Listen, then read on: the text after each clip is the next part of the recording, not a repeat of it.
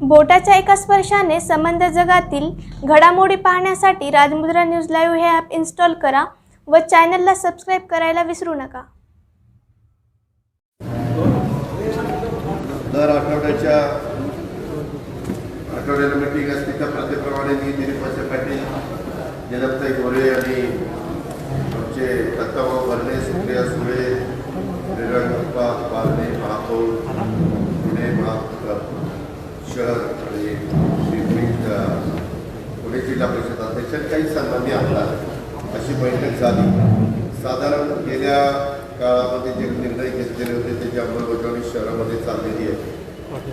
एका गोष्टीचं थोडंसं समाधान आहे की गेल्या आठवड्याच्या पेक्षा प्रमाण ग्रामीण भागात आणि दोन्ही शहरामध्ये पॉझिटिव्हचं कमी आहे आणि कुठल्याही परिस्थितीमध्ये टेस्टिंगची संख्या अजिबात कमी केली। ब्लड टेस्टिंग वाढवण्याचाच प्रयत्न प्रशासनाने आमच्या सगळ्या टीमनी केलेला आहे आणि तेच सातत्याने टिकवणार आहोत। या महिन्यामध्ये साधारण गेल्या महिन्यात 16 लाख नागरिकांचं लसीकरण झालेलं होतं। त्यावेळेस सगळ्याही पुढे जाण्याचा आमचा प्रयत्न आहे।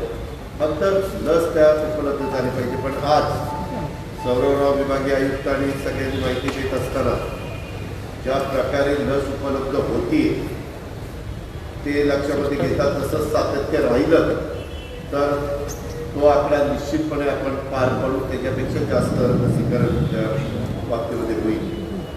खाजगी लसीकरण केंद्रावरच्या लसीचा साठामध्ये तुमच्याच पत्रकार मित्रांच्याकडनं इलेक्ट्रॉनिक प्रिंट मीडियाकडनं मी ऐकलेलं होतं की त्याच्या मुदती संपत आल्यात, एक्सपायर डेट। म्हणून मी माझ्या प्रशासनाला असं सांगितलेलं होतं की आपण त्यांच्याशी संपर्क साधा आणि त्यांना म्हणून की तुम्हाला आता खाजगी लसीकरणाच्या करता नागरिक येत नसतील तर ती लस तुम्ही आम्हाला द्या, आम्ही ती वापरतो आणि जेवढी तुम्ही आम्हाला द्या तेवढीच तुम्हाला नंतर फ्रेश लस उपलब्ध करून आम्ही देऊ। तर काहींनी प्रतिसाद दिला, ते म्हणाले की ठीक आहे।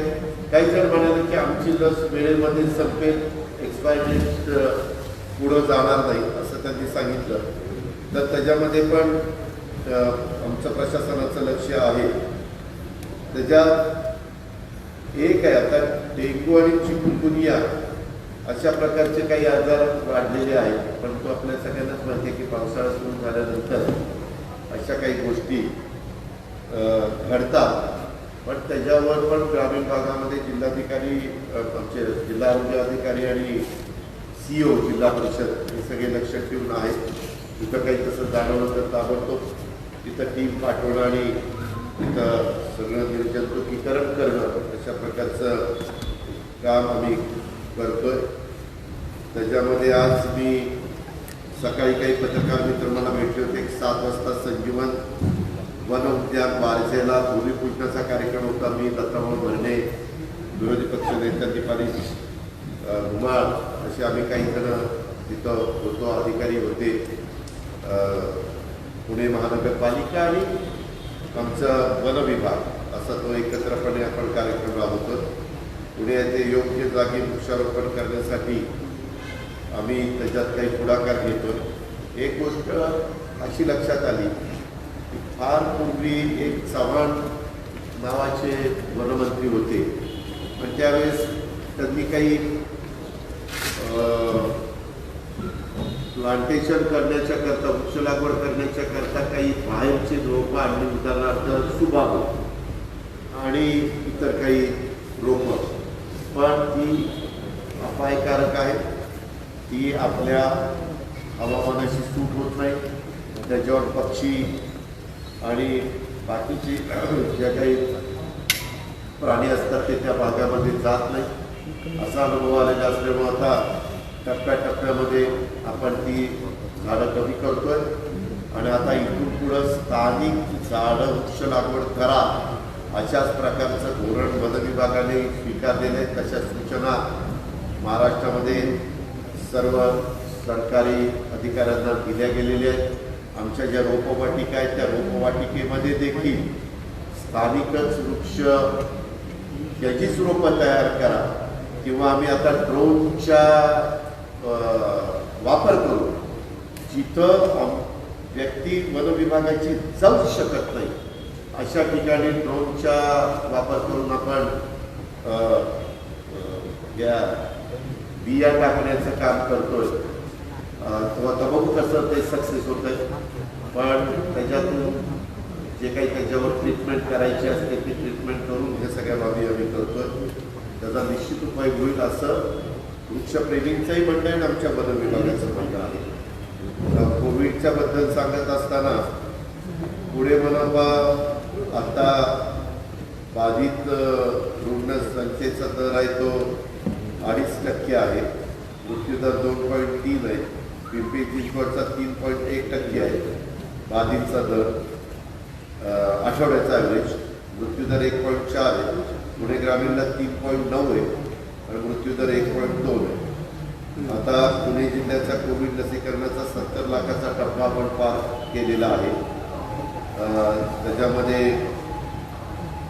जागतिक स्तरावर सद्यस्थितीची आम्ही सहज माहिती घेतली. त्यात 5 ते 6 लाखाच्या दरम्यान दैनंदिन कोरोना बाधित रुग्ण आढळून येत आहेत. जी तिसऱ्या लाटेसाठी धोक्याची सूचना आणि त्यामुळं ही सगळी काळजी आम्ही घेतोय. मागील 4 कारवाई चालू आहे. त्याच्यामध्ये ऑक्सिजन प्लांट असतील पुणे शहरात, पिंपरी चिंचवड शहरात, तर पुणे ग्रामीणला प्रत्येक तालुक्यामध्ये किमान एक तरी अशा प्रकारचं काम बऱ्याच अंशी झालेलं आहे. काही आमच्या पाईपलाईनमध्ये म्हणजे चालू आहे उभारणी करण्याचं काम. तसंच सध्या देशात सगळ्यात जास्त रुग्णसंख्या केरळमध्ये आपल्याला पाहायला मिळते. आता आपल्या भागामध्ये कोविड लसीकरण केंद्र शासकीय 898 आहेत आणि खाजगी 440 आहेत. पूर्ण म्हणजे त्याच्यात दिनांक 19/8/2021 रोजी पुणे जिल्ह्याकरता 1,93,340 इतके डोस प्राप्त झालेले. पण आम्ही पण पुण्यामध्ये आता जिल्ह्यामध्ये शहरामध्ये दोन्ही हा निर्णय घेतला आहे की आता नवीन व्यक्तीला डोस द्यायच्याऐवजी पहिला डोस द्यायच्याऐवजी ज्यांचा पहिला डोस झाला त्यांचा दुसरा डोस देऊन ते त्या लोकांचे दोन्ही डोस वॅक्सिन पूर्ण करायचं आणि मग राहिलेल्यांना पण पहिला डोस द्यायला सुरुवात करायची. बिलाच्या बद्दल पण लेखापरीक्षण चालू आहे. त्याच्यात काही दवाखान्यांनी जर जास्तीचं पेशंट लोकांचं बिल केलं तर ते तपासून कमी करण्यात येतं. साधारण आठवड्यात 11-12 लाख रुपयाचं बिल कमी करण्याच्याबद्दल आपण कारवाई केलेली आहे. आता आपल्याला काय विचारायचं असेल तर विचार.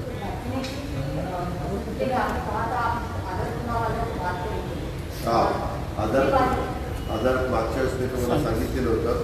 मी आणि सौरवराव आम्ही दोघंही हे करणार.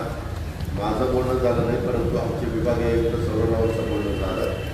ते म्हणाले की सध्या खूप मोठ्या प्रमाणावर आमच्या कंपनीच्यावर ताण आहे. वॅक्सिन तयार केलेलं देशातल्या वेगवेगळ्या भागामध्ये पुरवण्याचं साधारण त्यांनाही वाटतं की पुण्यामध्ये दिलं पाहिजे कारण इन्स्टिट्यूट पुण्यातली आहे. त्यांचं लहानपण सगळं पुण्यामध्ये गेलेलं आहे संपूर्ण. व ते त्या मताचे पॉझिटिव्ह ते म्हणजे मी जरा विचार करून त्याच्यातनं कसा मार्ग काढता येईल. तर पहिल्यांदा ते पुणे शहरात होता का होईता मार्ग काढतात असा मार्ग जर त्यांनी सकारात्मक काढला तर मग आम्ही त्या लसीचा वापर हा झोपडपट्टीतल्या लोकांच्या करता गरीब वर्गाच्या करता प्राधान्याने करायचा अशी आमची. सारस पुरवठ्याने तिसरा बूस्टर डोस देखील गरजेचा असं सांगितलं. 2 डोस पुरेसे नाहीये, तिसरा बूस्टर डोस देखील द्यावा लागेल. आज ती चर्चा झाली. काही सन्माननीय आमदारांनी सांगितलं की आता ज्यांनी 2 घेतले त्यांना तिसरा बूस्टर डोस दिला. माझं म्हणणं की पहिल्यांदा आपल्या शहरातल्या आणि जिल्ह्यातल्या आणि राज्यातल्या सगळ्यांना पहिले 2 तरी डोस देऊ ना. हे 2 डोस दिल्यावर मग बूस्टरचा विचार करू. पण अजून मोठ्या प्रमाणावर दोन्ही डोस किंवा पहिलाही डोस द्यायचं बऱ्याचशा ठिकाणी राहिले. दुर्गम भागात, काही भागात लोक घाबरतात, पुढे येत नाही अशा ठिकाणी. तुम्ही म्हणताय त्या मताशी 100% राज्य सरकार सहमत आहे. मी स्वतः सहमत आहे की बूस्टर डोस दिला पाहिजे. पण आता राज्यामध्ये जे काही नागरिक आहेत 18 वर्षाच्या वरचे, त्या सगळ्यांना 2 डोस झाल्यानंतर त्या गोष्टीचा विचार केला जाईल. पण एखाद्याने स्वतःच्या पैशाने बूस्टर डोस घ्यायचं ठरवलं तर त्याला काही कुणाचं नाही म्हणायचं कारण नाही. तो करू मान्य ना.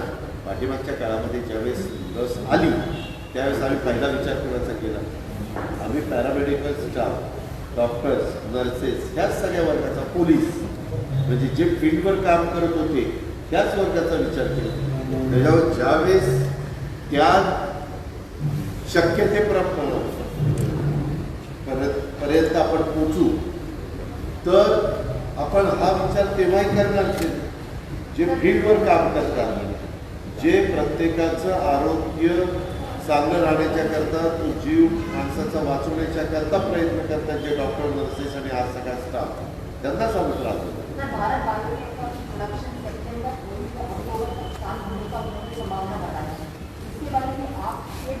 आम्ही त्यांच्याशी जसं आदर पुनावरांशी बोलतोय तसं ती आता आल्यानंतर आमची एक स्ट्रॅटेजी ठरलेली आहे की आल्यावर ते म्हणतीलच की उद्घाटनाला वेळ द्या, आता सुरू करायचं वगैरे. त्यावेळेस आम्ही त्यांना म्हणणार की इथं ही जागा ताबडतोब आम्ही उपलब्ध करून दिली, त्याच्याकरता कुठलाही वेळ लावला नाही. फॉरेनची जागा होती तरी आम्ही मार्ग काढला, कारण ती गरज होती, काळाची गरज होती. त्या पद्धतीने आम्ही केलं, काही उपकार केले. आता त्यांनाही सांगू की बाबा हे पुण्याच्या परिसरामध्ये आहे, तुम्ही करत असताना महाराष्ट्राला प्राधान्य देण्याचा प्रयत्न करा. कदाचित मोठ्या प्रमाणात तोपर्यंत लसीकरण झालेलं असल्यामुळे त्यांना हा विचार करता येईल. काय होतं दादा हडपसरला पालिकेचा निवडणुकीपूर्वीचा प्रस्ताव असा काही आलेला आहे का, किंवा हडपसरला नवीन महापालिका होणार, पूर्व पुण्यासाठी नवीन महानगरपालिका? नाही, मागे अशी चर्चा तिथल्या काही भागातल्या कार्यकर्त्यांनी, नेते मंडळींनी केली, परंतु आत्ताच्या 2022 फेब्रुवारीच्या निवडणुकीचा विचार करता इतक्या कमी वेळामध्ये ते होईल असं मला अजिबात. आणि 2 सदस्यीय प्रभागासाठी काय सुरू आहे का हालचाली? तो आमच्या मंत्रिमंडळाचा अधिकार आहे, नगरविकास खात्याचा अधिकार आहे. आम्ही एकत्र बसून 1चा करायचा का 2चा करायचा का 4चा करायचा का 3चा करायचा ते ठरवतो. आणि मुंबईच्या बाबतीमध्ये मात्र 1चा निर्णय झालेला आहे आणि मुंबईमध्ये 1चाच म्हणजे वॉर्ड राहून ती निवडणुकीच्या निमित्तानं ते होणार आहे.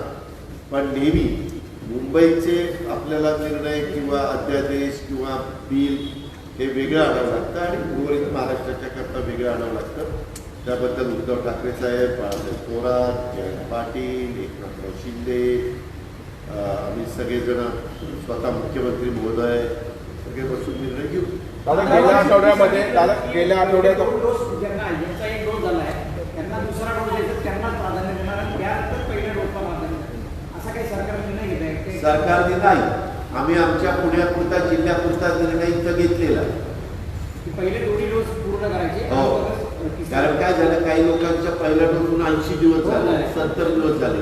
आणि मग वैद्यकीय क्षेत्रातल्या लोकांनी आमच्या मिटिंगमध्ये असं सांगितलं, त्यांचं ते ठराविक काळात नाही घेतलं तर मग त्याचा जेवढा उपयोग राहणार नाही, मग त्याला काय अर्थ आहे. म्हणून आम्ही हा निर्णय नाईलाजास्तव घेतला. दादा, बैलगाडा शर्यत आज पार पडली. आढळराव पाटलांनी पडळकरांचं समर्थन केलंय आणि बंदी असताना ही बैलगाडा शर्यत झाली आज. काय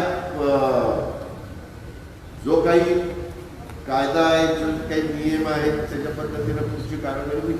दादा, गेल्याच आठवड्यामध्ये राज्यपाल पुण्यात होते आणि ते बोलताना असं म्हटले की सरकार इन्सिस्ट करत नाही व 12 आमदारांच्या नियुक्तीसाठी, आणि ते स्वातंत्र्य दिनाचा कार्यक्रम होता त्यावेळी महामहिम राज्यपाल महोदयांनी काय बोलावं मला त्यांचा अधिकार आहे. त्याच्यावर टीका टिप्पणी करण्याचा माझं काहीच कारण नाही. काल लोकायुक्तांची शपथ ती 10 वाजता का 10:30 वाजता होती. त्या शपथ विधीच्या कार्यक्रमाला राज्याचे प्रमुख उद्धव ठाकरे साहेब हजर होते, मी हजर होतो, आदित्य ठाकरे हजर होते, चीफ सेक्रेटरी बाकीचे अनेक सहकारी हजर होते आणि तो एक कार्यक्रम झाल्यावर चहा पाण्याच्या वेळेस थोडासा काही प्रमाणात त्याच्याबद्दलचा उल्लेख झाला. तर ते म्हणले की मी एकदा या मुख्यमंत्री उपमुख्यमंत्री आपण त्या संदर्भामध्ये बोलू. आम्ही मुख्यमंत्र्यांनी ठरवलेलं आहे की हे पुढच्या आठवड्यामध्ये त्यांची वेळ घेऊन जायचं आणि त्या पद्धतीने त्यांच्याशी बोलायचं. विषय मार्गी लागेल मार्गी लागेल का नाही हा सर्वस्वी अधिकार राज्यपाल महोदयांचा. नाही, पण त्यांनी त्याविषयी कार्यक्रमात सांगितलं जातं तो त्यांचा अधिकार, शिफारस करायचा अधिकार कॅबिनेटचा. दादा, आज डॉक्टर नरेंद्र दाभोलकरांचा 8वा स्मृती दिन आहे. मुख्यत्वे की 2 गोष्टी, एक तर जादूटोणा विरोधी कायदा राज्यात झाला, मात्र त्याची प्रभावी अंमलबजावणी होत नाही असं बऱ्याच आहे. आजही अनेक ठिकाणी होर्डिंग किंवा बबुआबाजी बाबा, बंधू बाबा, पैशाचा पाऊस हे सगळे प्रकार घडतात. औरंगाबादमध्ये आत्ता काल परवा असं प्रकरण हे दुर्दैव आहे. डॉक्टर दाभोलकर साहेब हयात असताना माझ्याकडेच आलेले होते. आम्ही सगळ्यांनी एकत्र येऊन आम्हीच लोकांनी पुढाकार घेतला होता. कारण आपण अनेकदा बघता आम्ही काय खंडा काही तसं घालत नाही. निवडणुकीच्या निमित्तानं आजपर्यंत इतके वर्ष आम्ही काम करतो. आम्ही अंधश्रद्धेच्या टोटली विरोधातली लोक आहोत आणि पुरोगामी विचाराची आहोत. त्याच्यामुळं काही जण अजूनही अशा काही प्रवृत्ती आहेत, पण त्या लक्षात आल्यानंतर ताबडतोब त्यांच्यावर ॲक्शन घेतली जाते. तुम्ही बघितलंय देश पातळीवर राज्य पातळीवर अशा गोंडूगिरी करणारे बाबा लोकांच्यावर अनेकांच्यावर ॲक्शन घेण्यात आलेली आहे. परंतु जेवढं यश नागरिकांना याबद्दल जागृत करण्याच्या करता आम्हाला यायला पाहिजे होतं, याच्या पाठीमागच्या राज्यकर्त्यांना यायला पाहिजे होतं, तेवढं काही यश त्या ठिकाणी आलेलं नाही. पण पोलीस खात्याला सक्त सूचना आहेत. असं जर कोणी करत असेल तर ज्या पोलीस स्टेशनच्या एरियामध्ये या गोष्टी चालू असतील तर तिथं तातडीनं कठोर कारवाई करायची. सर, असाच प्रकार काल मुंबईत घडला. नारायण राणेंनी बाळासाहेब ठाकरेंच्या समाधीचं दर्शन घेतल्यानंतर गोमूत्रानं तो परिसर साफ करण्यात आला होता. तुम्हाला मी सांगू का, ते कारण सगळं वेगळं आहे. तुम्हाला राणेसाहेब आणि शिवसेनेचं कसं नातं आहे ते मी सांगण्याची गरज. तो त्याच्या आणि याची तुम्ही तुलनाच करू शकत नाही. थोडक्यात तो अंधश्रद्धेचा प्रकार नाही. दादा, पालिकेमध्ये टास्क फोर्सशी मुख्यमंत्री महोदय आम्ही सगळेजण बोलतो. ज्यावेळेस टास्क फोर्स सांगेल की आता त्यामध्ये पुढं जाण्याची गरज आहे त्यावेळेस आम्ही पुढं जाऊ. परंतु साधारण परिस्थिती लक्षामध्ये घेता आत्ताच्या घडीला तरी टास्क फोर्स दिवाळीपर्यंत शाळा चालू करू नये या मताचे आहे. शाळा, कॉलेजचा उल्लेख केला, शाळा. त्याच्यामुळं पण काही पालकांना वाटतं, काही संस्था चालकांना वाटतं की इतका काळ त्या बाबतीमध्ये थांबू नये. काही जिल्हे 0% आलेले आहेत, तिथं तो विचार करावा असाही एक मतप्रवाह आहे. शेवटी याबद्दलचा निर्णय राज्याचे प्रमुख या नात्याने उद्धव ठाकरे साहेब घेतील. ते जो निर्णय घेतील त्याच्या पाठीशी. दादा, आढळराव पाटलांनी आता नाही, मी कॉलेजेसचं नाही म्हटलं, मी शाळाच्याबद्दल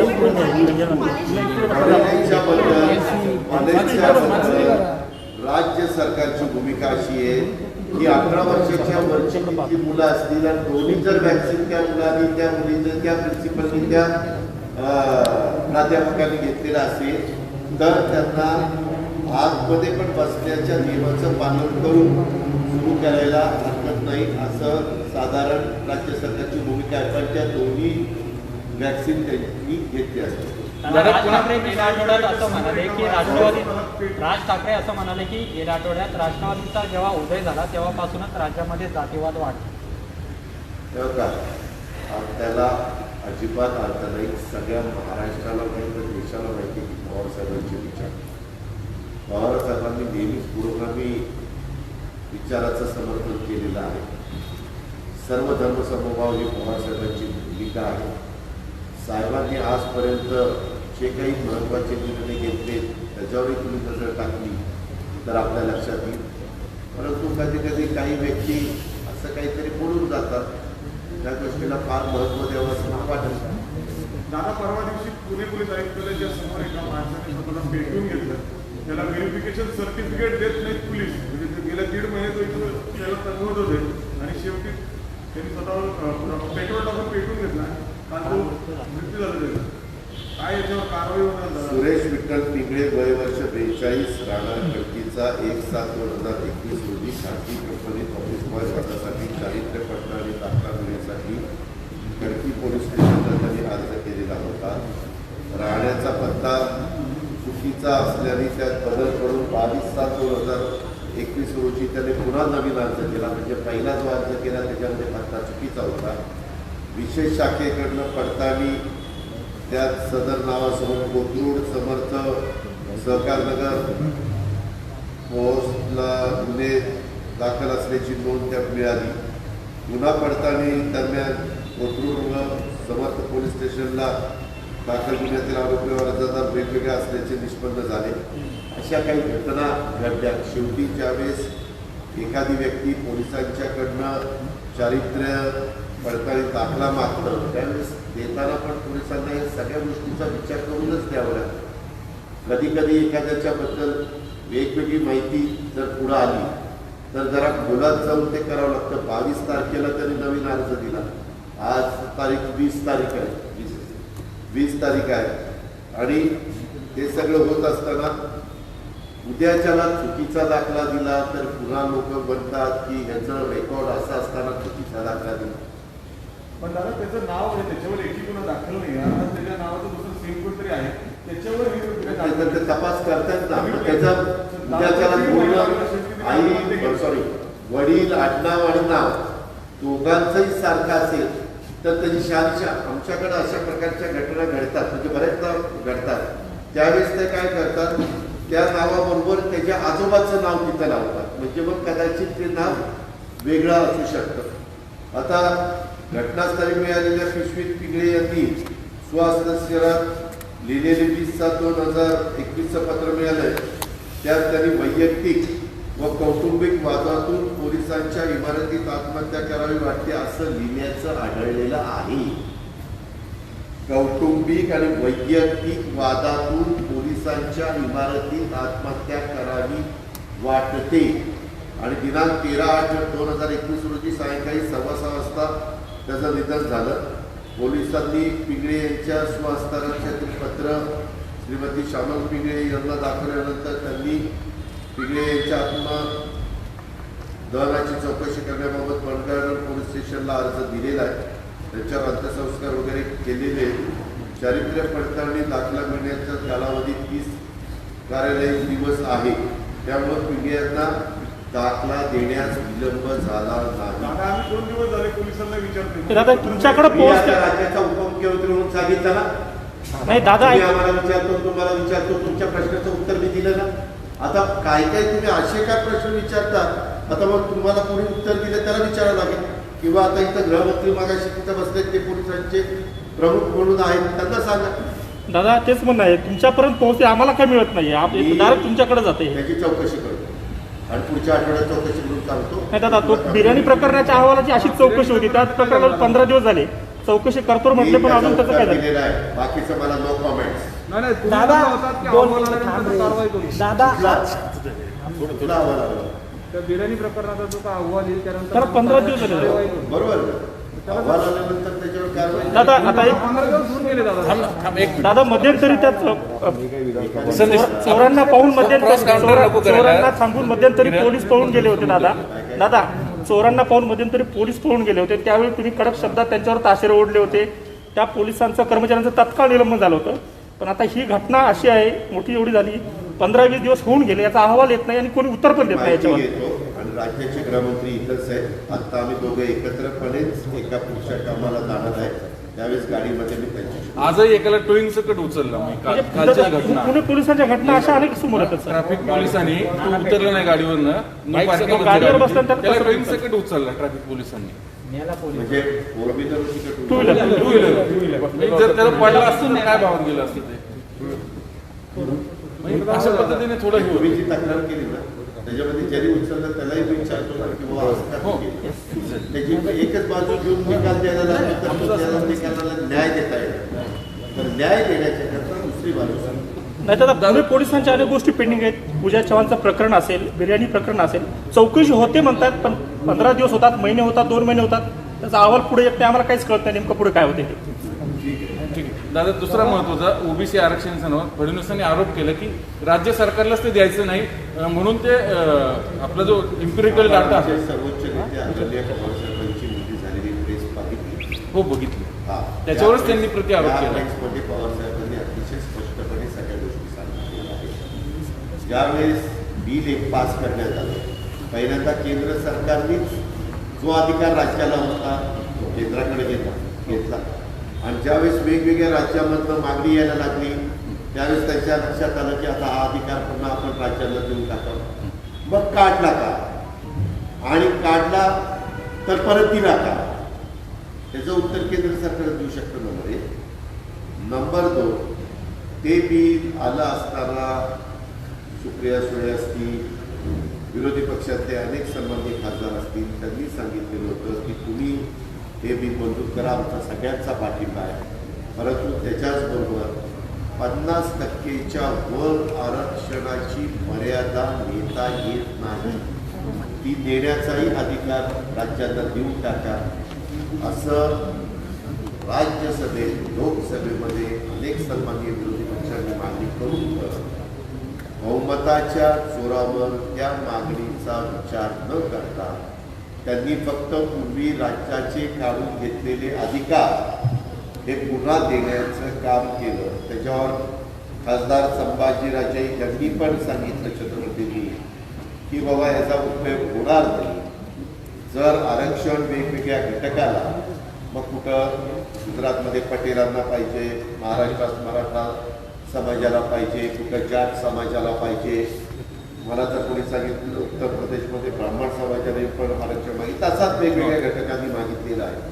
ते द्यायचं झालं तर 50%ची अट काढल्याशिवाय यांना कोणालाही आरक्षण देता येत नाही.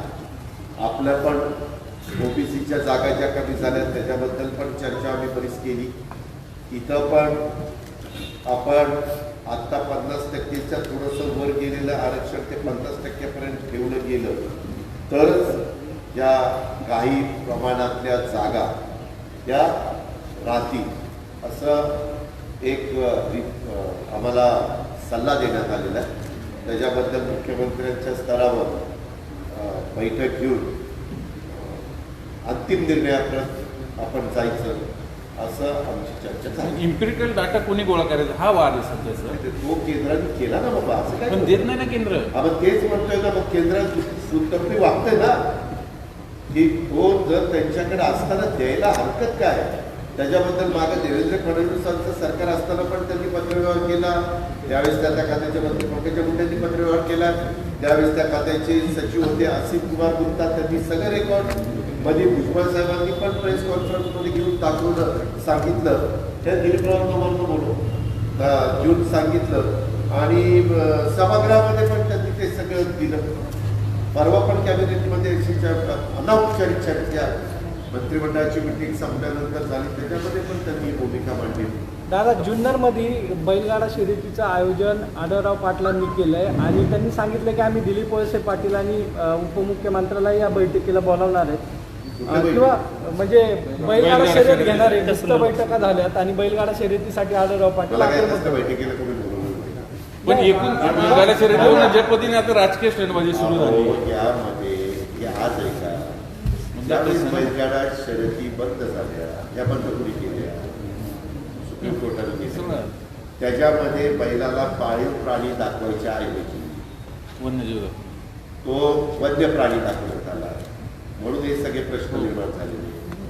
डॉक्टर अमोल कोल्हे शिरूर लोकसभा मतदारसंघाचं प्रतिनिधित्व करतायत, त्यांनी सभागृहामध्ये अनेकदा मुद्दे उपस्थित केले. हा जर राज्य सरकारच्या अखत्यारीतला प्रश्न असता तर आम्ही आमच्या स्तरावर लगेचच सोडवला असता, परंतु सुप्रीम कोर्टाने दिलेल्या निर्णयाच्या संदर्भामध्ये केंद्राने हस्तक्षेप केला पाहिजे आणि त्या वन्य प्राण्यामधनं जो पाळीव प्राणी आहे हा आमच्या शेतकऱ्यांना बळीराजाला बैल, आता ट्रॅक्टर वगैरे यंत्रसामुग्री आहे. नाहीतर पूर्वी सर्रास मोठा शेतकरी असेल तर 8 जोड्यांचं नांगर त्याचा असायचा, 12 जोड्यांचा असायचा, म्हणजे मोठे मोठे 12 बैलांचा जोड्यांचा असं ते असायचं. मुद्दा तोच आहे. मग राजकीय नेता स्टंटबाजी करतात, शर्यती पुण्यात मोदींचं मंदिर झालं, करतात. रात्री सांगलीत शर्यत भरवली, सरकारच्या नाकावर टिचून असं त्यांचं वाक्य आहे. म्हणजे हे काय चाललंय नेमकं राज्यात? याच्यामध्ये जो काही कायदा व्यवस्था बिघडवण्याचा प्रयत्न जर कोणी केला तर त्याच्याबद्दल हिंसक कारवाई केली. दादा मोदींचं मंदिर पुण्यात झालं, मोदींचं मंदिर मोदींचं मंदिर दादा, मोदींचं मंदिर पुण्यात दादा, झालं, मोदींचं मोदींचं मंदिर. मंदिर मोदींचं मंदिर बांधलं गेलं पुण्यात. पुन्हा काढलं चला दाखवा बरोबर. माझ्याकडे बस. काढलं पण ते नक्की काय झालं? काढलं तर मला कशाला विचारलं? तसं नाही दादा.